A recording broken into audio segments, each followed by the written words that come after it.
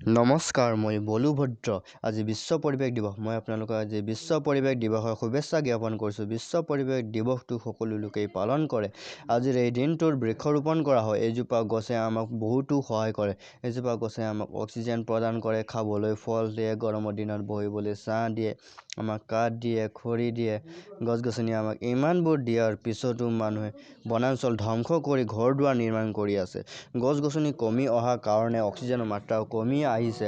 কৰোনাৰ ৰোগীসকলে অক্সিজেনৰ অভাৱত মৃত্যুমুখত পৰিব লগা হৈছে। কৰোনাৰ ৰোগীসকলৰ কাৰণে অক্সিজেনৰ প্লেণ্ট বহুৱাব লগা হৈছে। এতিয়া অক্সিজেন টেংকৰ মূল্য লাখৰ ওপৰত। গছ-গছনিৰ পৰা ফ্ৰীতে পোৱা অক্সিজেন এতিয়া কৰোনা ৰোগীৰ কাৰণে কিনিব লগা হৈছে।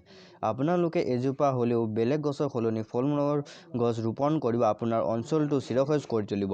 বনাঞ্চল ধ্বংস কৰাৰ ফলত কাৰ্বন ডাই অক্সাইডৰ মাত্ৰা বৃদ্ধি পাইছে। কাৰ্বন ডাই অক্সাইডৰ মাত্ৰা বৃদ্ধি হোৱাৰ ফলত গোলকীয় উষ্ণতা বৃদ্ধি পাইছে।